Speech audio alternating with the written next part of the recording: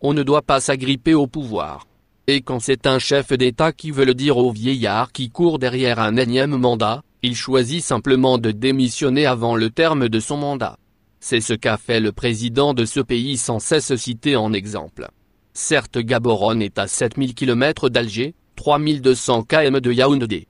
Cependant, quelle que soit la distance qui sépare la capitale botswanaise de ses capitales entre les mains de gérontocrates agrippés au pouvoir, l'écho de cet acte de Yankama résonnera longtemps dans les oreilles de Bouteflika, Paul Biya ou de présidents plus jeunes comme Kabila. Djamal Ould Abbas, qui a interdit au cadre de son parti d'évoquer le 5e mandat d'Abdelaziz Bouteflika, vient de poser des actes qui militent clairement pour le maintien du président algérien sur son fauteuil. Si ce n'est pas une manière d'annoncer officiellement la candidature d'Abdelaziz Bouteflika pour un 5e mandat, cela y ressemble beaucoup.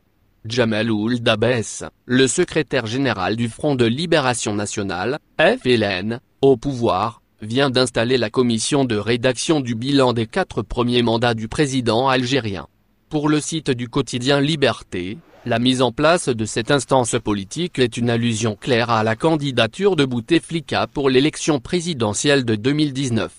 Alors que les incertitudes demeurent sur la capacité d'Abdelaziz Bouteflika à gouverner le pays, certains de ses fidèles partisans ont mis en place une coordination censée lui servir de tremplin pour briguer un 5e mandat.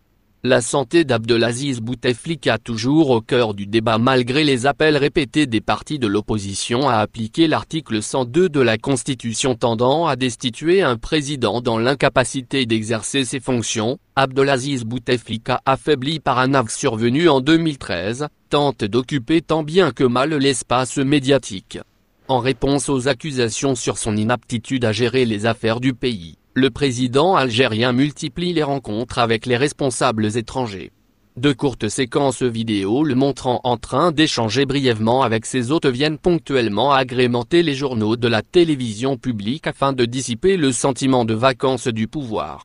Depuis quelques semaines, des rumeurs persistantes circulent sur un éventuel désaccord entre le président Abdelaziz Bouteflika et sa famille la plus proche sur la lancinante question du 5e mandat.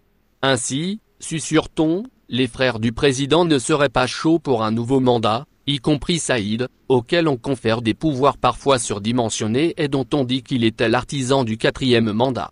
Mais cette fois-ci, même ce conseiller spécial du président, selon les mêmes rumeurs, serait opposé à ce nouveau mandat qu'il aurait qualifié d'absurde.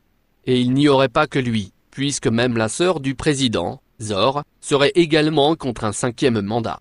Et ces rumeurs, largement répercutées souvent par des moyens de communication alternatifs ou non conventionnels, sont depuis quelques jours au centre des discussions des partis politiques et de personnalités nationales qui se démènent à travers leurs réseaux pour vérifier la véracité des rumeurs. Il faut vraiment être dupe, de penser un seul instant, qu'Abdelaziz Bouteflika, un des architectes de ce système rentier, ceux qui l'a emmené dans ses bagages et les apparatchiks du sérail vont volontairement rendre les clés du pouvoir qui les enrichit, est une incantation. Même avec le retrait de ces dinosaures du système féodal, ou bien, la mort, la relève est assurée par la postérité familiale, du tribalisme et du clanisme. Mais tant que le présent chef de file de la cohue aux appétits voraces est toujours en vie et que, sa grande mosquée qui a englouti des milliards de dollars n'est pas finie, il s'accrochera aussi longtemps que possible à son trône roulant. Même, en se mortifier et au prix de brader l'Algérie et de susciter l'hécatombe du peuple qu'il méprise. Le porte-parole officieux de Fakamatou, le Docteur Fripo Ould Abbas fait campagne à une année des élections, avec l'emphase de son désastreux bilan et sans vergogne, ce serviteur zélé même devant les posters du potentat, trivialement il transfigure et orne les échecs des 4 mandats. Pourtant, il n'y a rien à occulter, les résultats de la longue gestion de Bouteflika sont affichés au grand jour. Avec le délabrement du pays rétrogradé à tous les niveaux et l'indigence du peuple qui n'est plus à cacher. 1000 milliards de dollars se sont volatilisés dans la nature, au point de ne plus pouvoir payer les salaires des petits fonctionnaires, tandis que, ces mandarins sont ponctuellement et gracieusement rémunérés. Mais, il recourt à la planche à billets qui, dans un passé récent a empiré la catastrophe du Congo et a provoqué une guerre civile dans ce pays. Qu'est-ce qu'est devenue la sentence exemplaire de l'Adi Petliba ? Le mensonge ne tue pas. Après le tapage médiatique, un motus est ordonné de ne plus agacer un précieux client, de surcroît financier de la propagande de l'autocrate.